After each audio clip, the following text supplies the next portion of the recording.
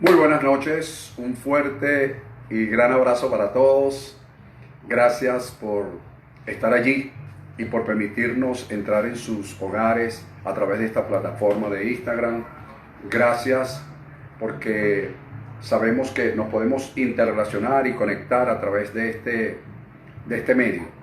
Agradecidos estamos primeramente de nuestro Dios por permitirnos este grande privilegio y sobre todas las cosas de poder tener ese contacto, ese face to face en la distancia.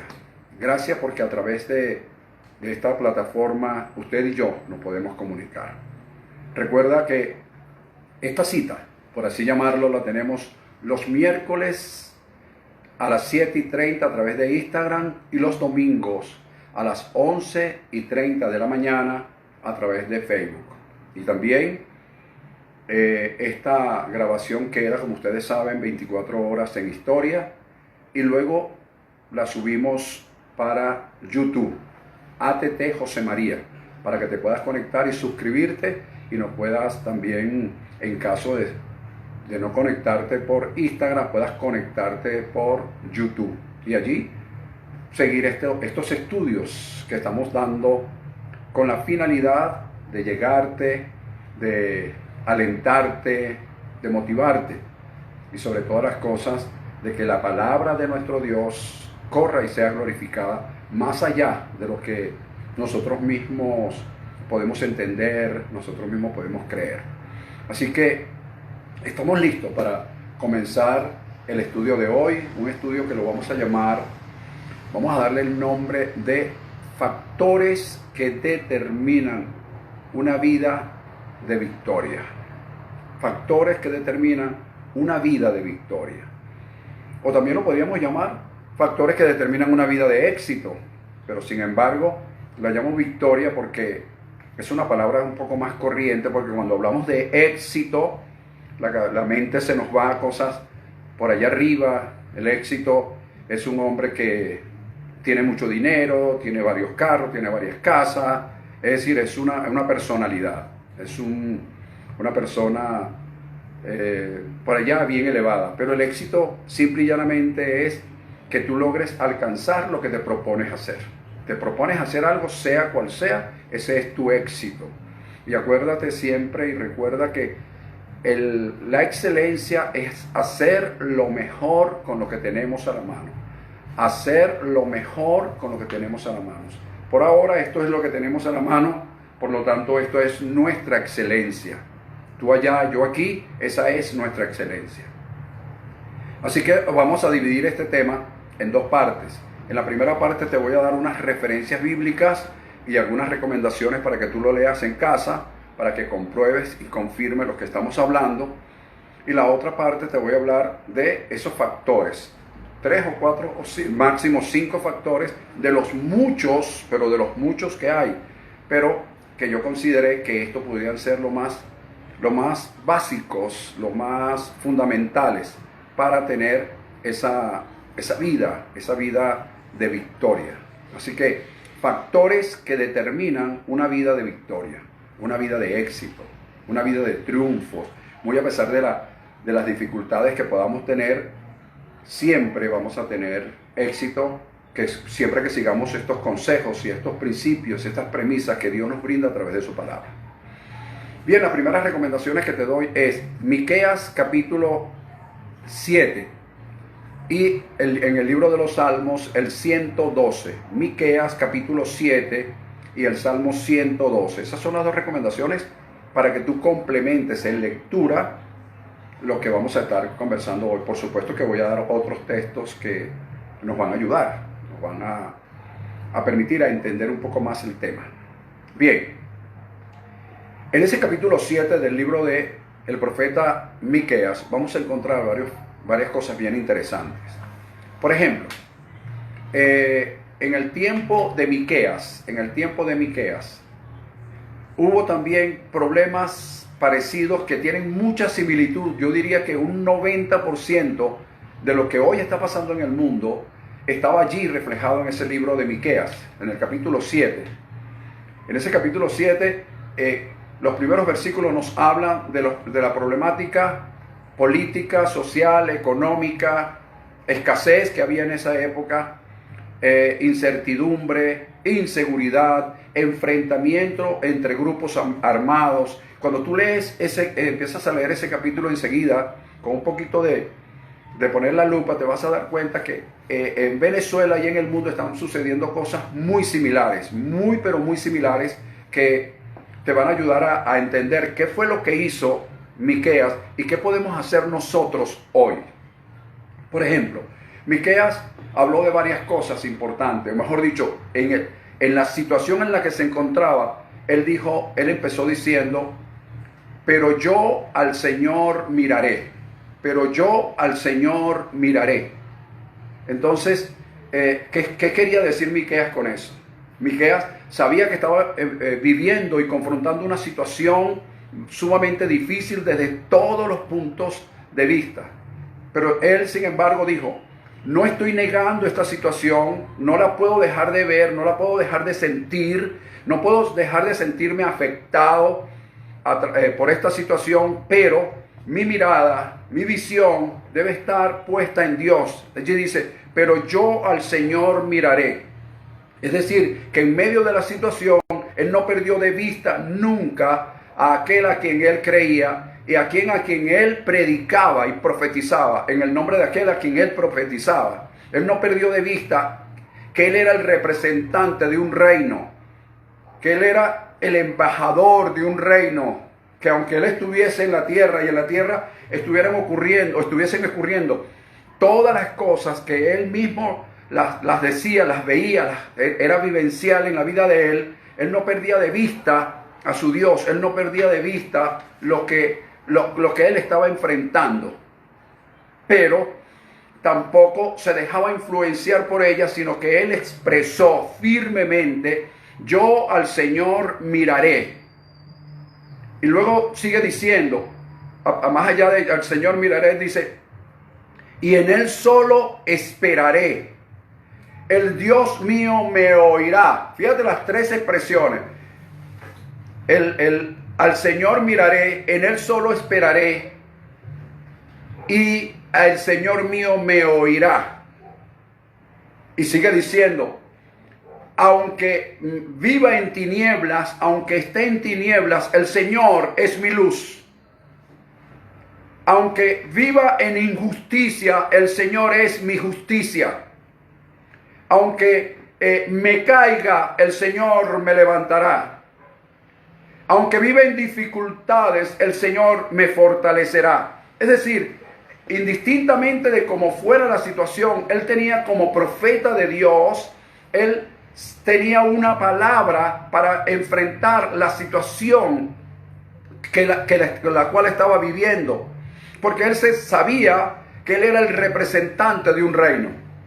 Por eso yo te invito a ti hoy que veamos con atención esa palabra profética, como te dije antes, Miqueas capítulo 7, para que tú puedas entrelazarte con ella en una situación similar, en miles de años después, pero sabiendo que tú y yo somos representantes de un reino y que ese reino está por encima de cualquier otro reino, y es el reino que tú debes representar, y es el reino que Dios te entregó en tus manos para ser representado por ti y para mí, por ti y por mí. ¿Por qué? Porque lleva la finalidad de estar por encima de cualquier otra cosa que quiera reinar. Toda circunstancia que quiera reinar tiene... Disculpa, pero hubo una pequeña pausa. Repito, somos representantes de ese reino. Ahora bien, seguimos con la misma tónica de la primera parte. Vamos para que también lo tomes en cuenta. El Salmo 23, el salmista David dice: el Señor es mi pastor, nada me ha de faltar. Pero eso va más allá. Dice: aunque ande en valles de sombra de muerte,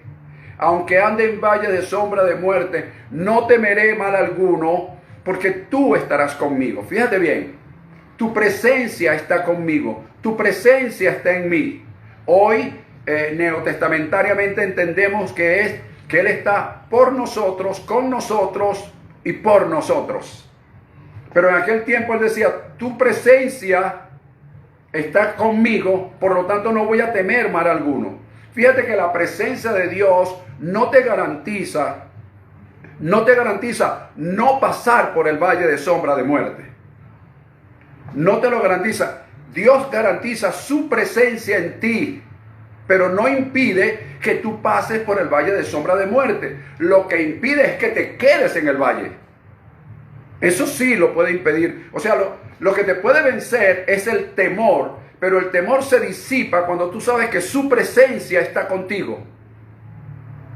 Aunque ande en valles de sombra de muerte, no temeré mal alguno, porque tú estás conmigo. ¿Lo ves?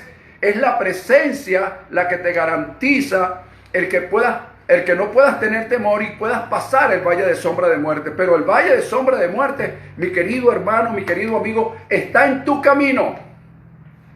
En tu destino está el valle de sombra de muerte, no lo puedes evitar.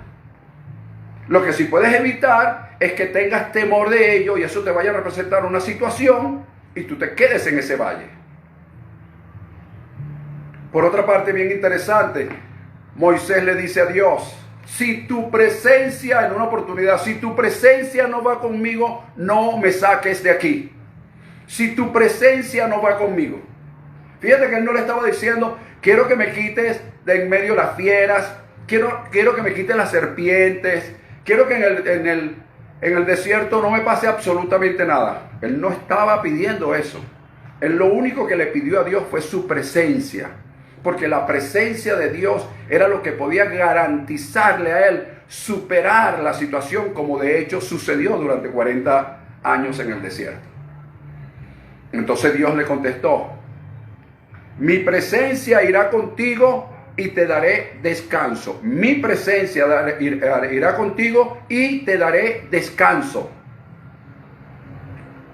¿Viste? Es la presencia. La presencia es una garantía de Dios, pero no es una garantía de no tener problemas. Es la garantía de que en medio de los problemas aflorará la solución porque su presencia está contigo. ¿Ok? Entonces fíjate, eso por allí interesante. Salmo ahora 84. En el Salmo 84, los versículos 5 al 7, hay una expresión bien hermosísima que dice más o menos así. Bienaventurado el hombre que tiene en ti tus fuerzas y en cuyo corazón están tus caminos. Atravesando el valle de lágrimas, lo convierte, lo cambia, lo transforma en fuentes.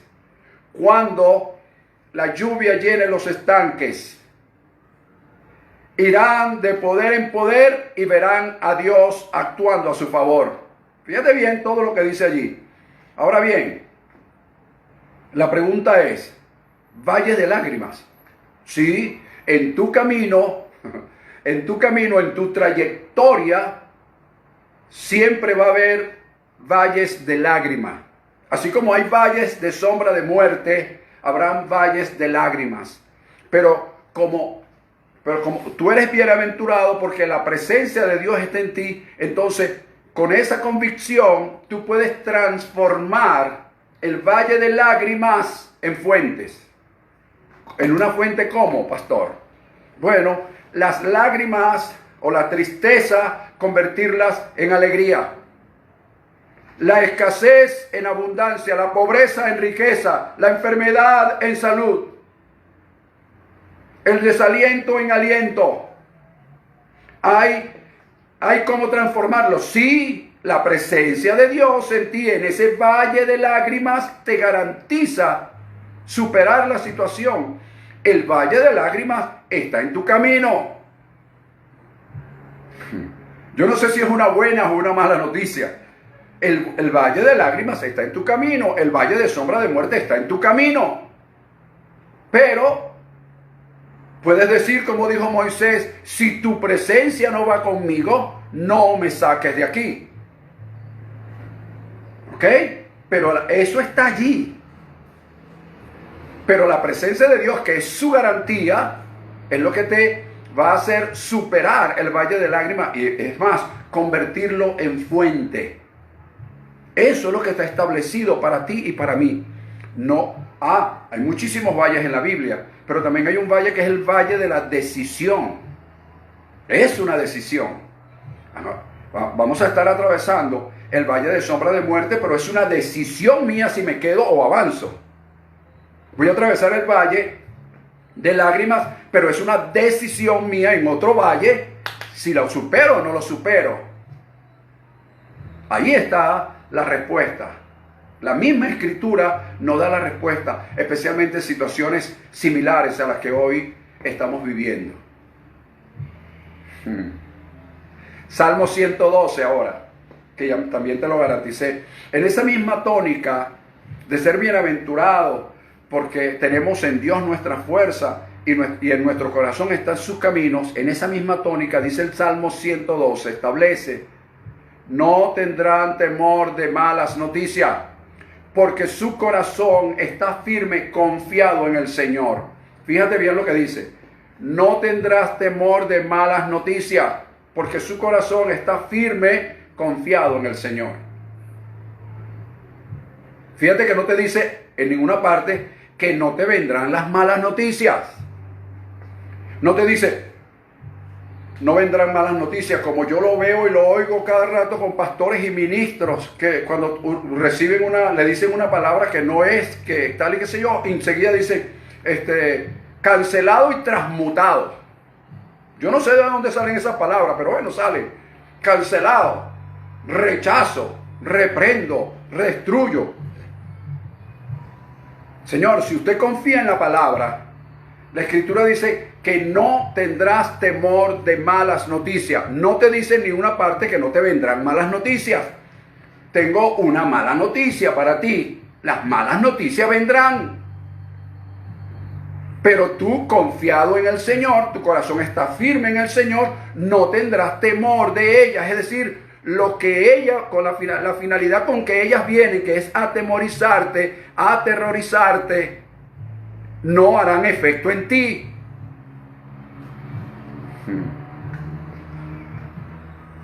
Wow, quisiera tener mucho más tiempo para seguir profundizando esto, pero yo estoy seguro y confiado de que tú vas a revisar el libro de Miqueas, el capítulo 7, y vas a revisar este Salmo 112 para que confirmes lo que te estoy diciendo en este momento.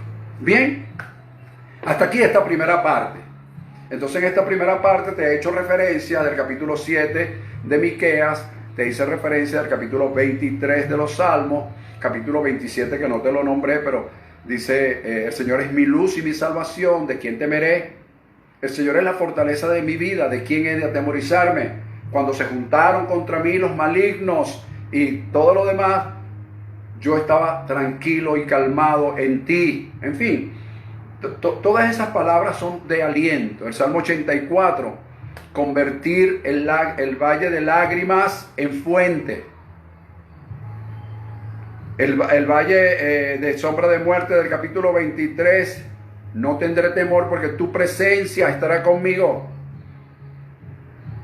El Salmo 112, no tendremos temor de malas noticias porque nuestro corazón reposa confiado en el Señor.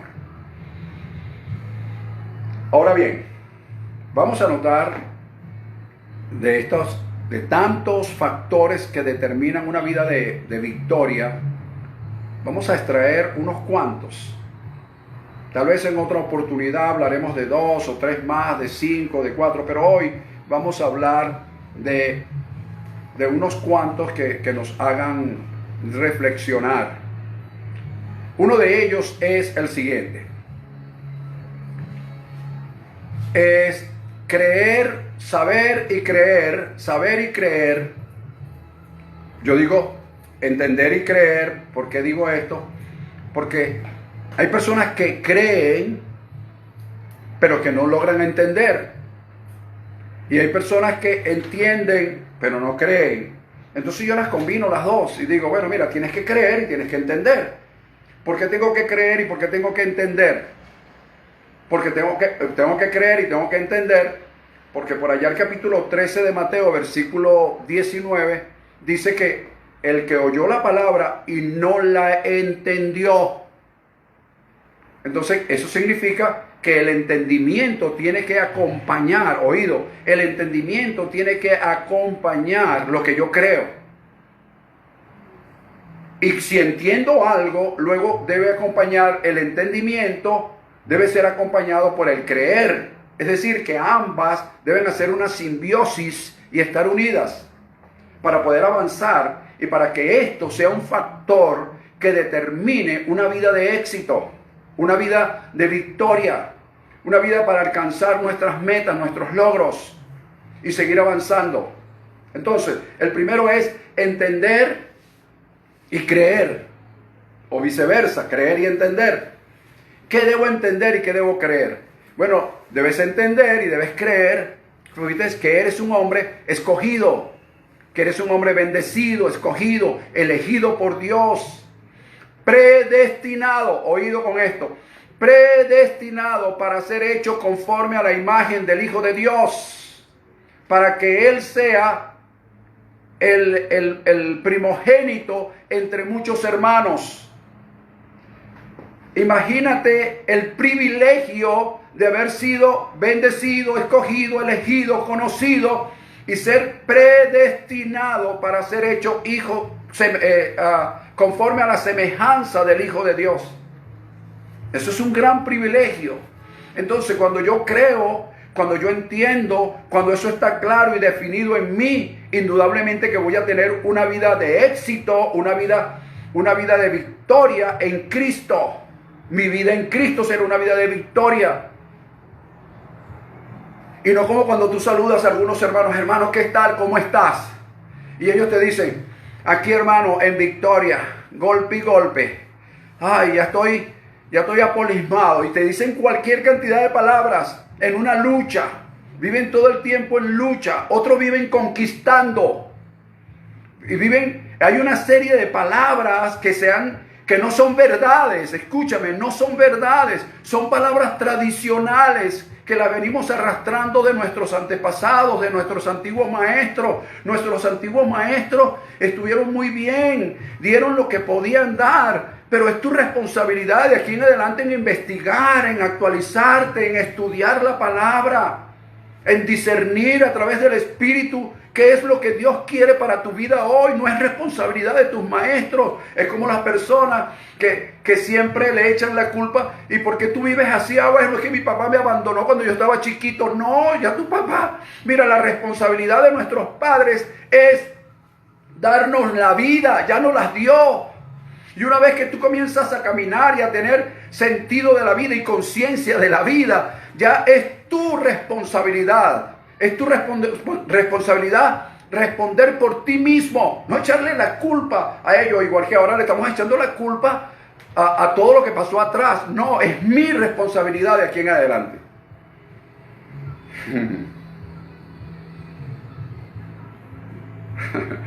Bueno, nos falta tiempo para entrar en una dimensión más profunda de todo lo que te estoy diciendo. Entonces, es tener eso en mente. ¿Para qué fui predestinado? Para ser hecho conforme a la imagen del Hijo de Dios. ¿Para qué otra cosa fue predestinado? Fui predestinado desde antes de la fundación del mundo para ser adoptado hijo suyo. ¿Para qué otra cosa, pastor? Bueno, fui predestinado para ser hecho un hombre sin manchas. Y fui predestinado, esto es glorioso, para hacer alabanza de su gloria. Todo eso está establecido en el libro de Efesios capítulo 1, versículo 3 y siguientes. Fui predestinado para ser hecho a la imagen de Dios, para ser adoptado como hijo suyo, para hacer alabanza de su gloria, para ser un hombre santo y sin mancha. Para eso fui predestinado. Entonces yo debo creer y entender eso, porque cuando lo creo y lo entiendo, entonces mi vida es una vida de victoria en Cristo. Número 2. Esto es importante. Dios nos creó con un propósito eterno. Dios nos creó con un propósito eterno. Dice el Salmo 139, versículo 16. Mi embrión vieron tus ojos, y en tu libro estaban escritas todas las cosas que fueron luego formadas sin faltar una de ellas. Fíjate bien, todas las cosas que fueron luego formadas sin faltar una de ellas. Entonces Dios te creó desde antes de la fundación del mundo. Ni idea tenías tú, ni idea tenía tu papá y tu mamá cuando se conocieron que iban a engendrar a un escogido de Dios bendito. Entonces cuando yo creo y entiendo eso, oye, fui hecho para ser, nací, fui creado y escogido para ser hecho semejante al Hijo de Dios. ¡Wow! ¿Qué es esto? Y en segundo lugar, tengo un propósito eterno dentro de mí. Sí, hay un propósito eterno. ¿Pero cómo? Entonces ves esa palabra tan hermosa en el capítulo 139 de los Salmos. Mi embrión vieron tus ojos, y en un libro estaban escritas todas las cosas, todas estas cosas que fueron luego formadas sin faltar una de ellas. ¡Wow! Entonces yo puedo decir hoy, claramente, sin temor a equivocarme, que Dios no te dejará hasta que no haya hecho contigo lo que te ha dicho. Que todo lo que está preestablecido por Dios tiene cumplimiento en tu vida. Que lo que Dios escribió en ese libro, según el Salmo 139, versículo 16, tiene que formarse en tu vida. En tu vida y en la mía. No importa cuántos años cronológicamente tienes, porque esa es otra cosa. Vivimos pendientes de los años. Ay, bendito, una arruguita más. Ay, vivimos todos angustiados. Señor, no importa qué edad tengas cronológicamente. El Señor no te dejará hasta que no haya hecho contigo lo que te ha dicho, porque lo que está escrito de ti tiene cumplimiento.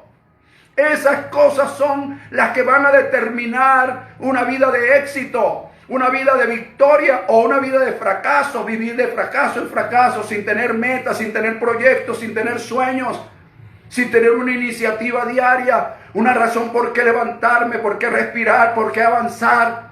Dios. Mi vida no puede ser todos los días un gloria a Dios, aleluya. Tengo que tener una razón por la cual vivir. Y una razón para la cual vivir son estos factores que van a determinar tu vida de éxito, tu vida de victoria en Cristo. Bendito. Hay muchas cosas que hablar, pero lamentablemente el tiempo nos va como apurando. Tercero, Dios nos dio todas las cosas, escúchame bien, todas las cosas abundantemente para que las disfrutemos. Nos dio todas las cosas abundantemente para que las disfrutemos. ¿Cómo es eso, pastor? Pablo le escribe a Timoteo en la primera carta, capítulo 6, versículos 17 y 18. Y le dice: a los ricos de este siglo mandan que no sean altivos, ni pongan su confianza en las riquezas, sino las cuales son inciertas. Y lo estamos viendo. ¿Ah? Los países más ricos del mundo, atemorizados y asustados sin saber qué hacer ante un virus, una cosita así microscópica, los puso de rodillas. A los ricos de este mundo manda que no sean altivos, ni pongan su confianza en las riquezas, las cuales son inciertas, sino en Dios, el cual nos da todas las cosas abundantemente para que las disfrutemos. Sino diles que sean dadivosos, que sean bondadosos, que sean generosos. Eso es lo que Dios nos dice hoy. Yo te doy todas las cosas para que abundantemente, para que la disfrutemos. Sí, la disfrutamos, claro que sí, pero también nos dice que debemos amar al prójimo como a nosotros mismos. Y al amar al prójimo como a nosotros mismos, si tenemos abundancia, también nuestro prójimo debe disfrutar de esa abundancia. Por supuesto, estamos hablando del prójimo, que es todo aquel congénere que está cerca de nosotros, que nosotros podamos tenderle la mano. Una cosa bien importante, mis queridos pastores. Oh, bendito pastores de Dios. Mira, Dios no nos dio las manos para que todo el tiempo estemos estirándola pidiendo. No, hermano.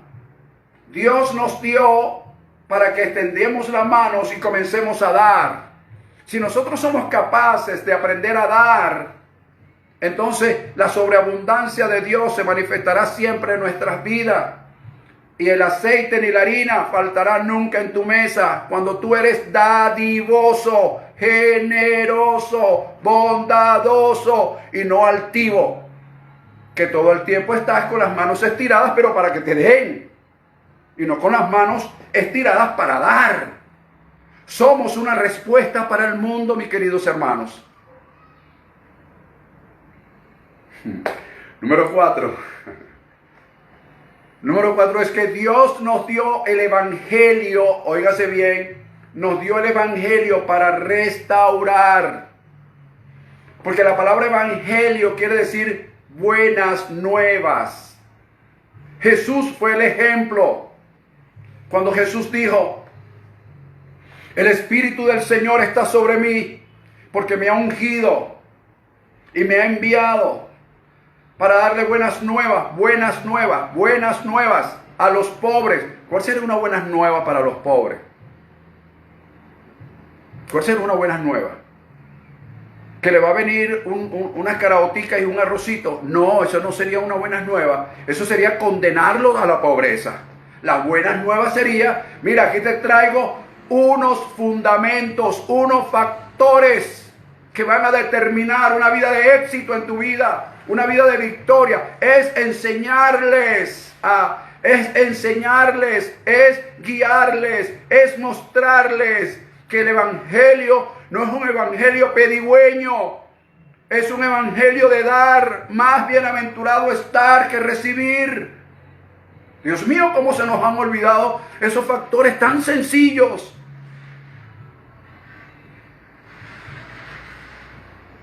¿Quieres tener una vida de victoria? Toma en cuenta estos factores.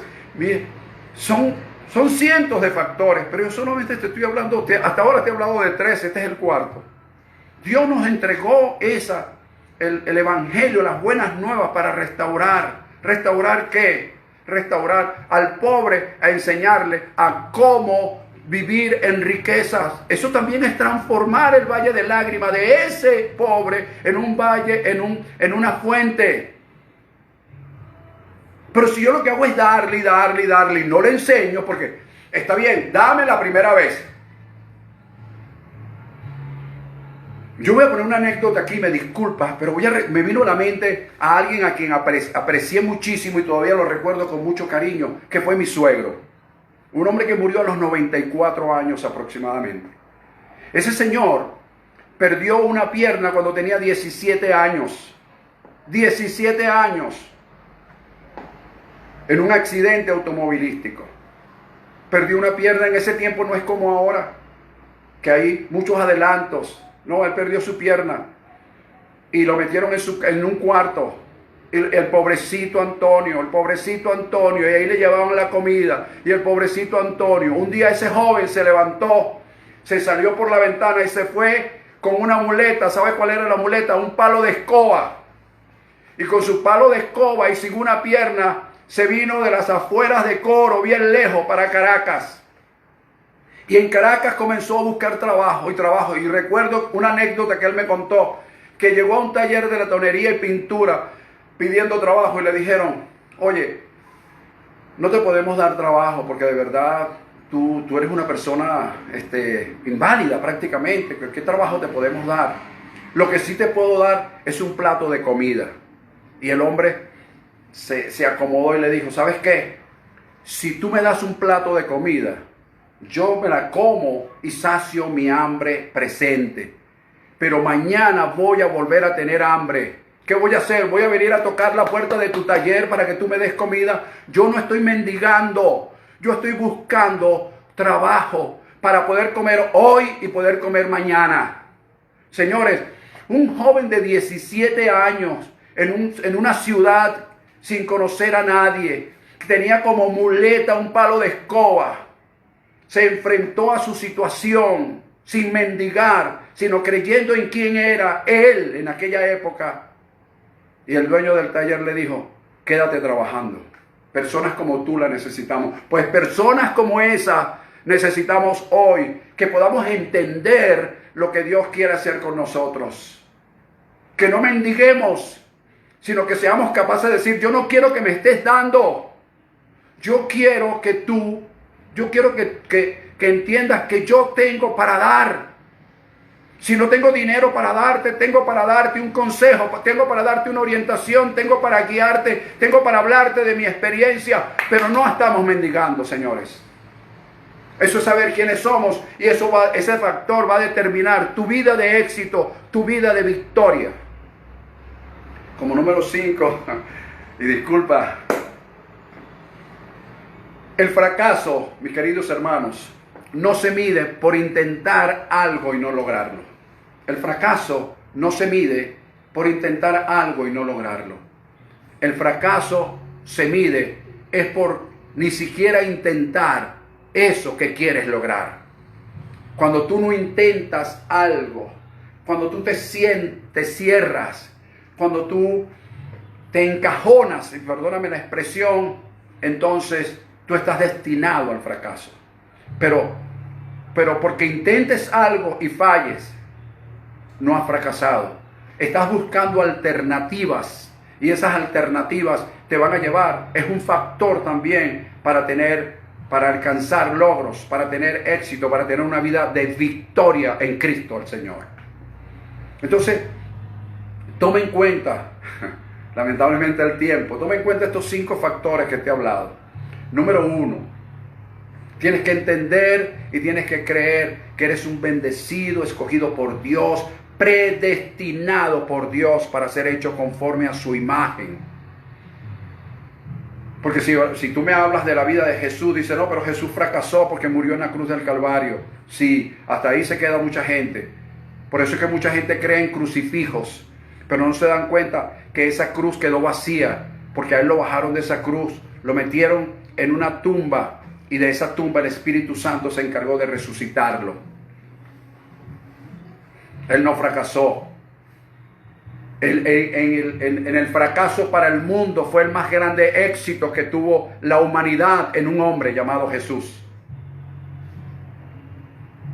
Número 2, fuiste creado con un propósito y para un propósito eterno. Fuiste creado para un propósito eterno. Número 3, Dios nos da todas las cosas abundantemente para que las disfrutemos. Número 4, nos entregó el Evangelio. Nos entregó el Evangelio.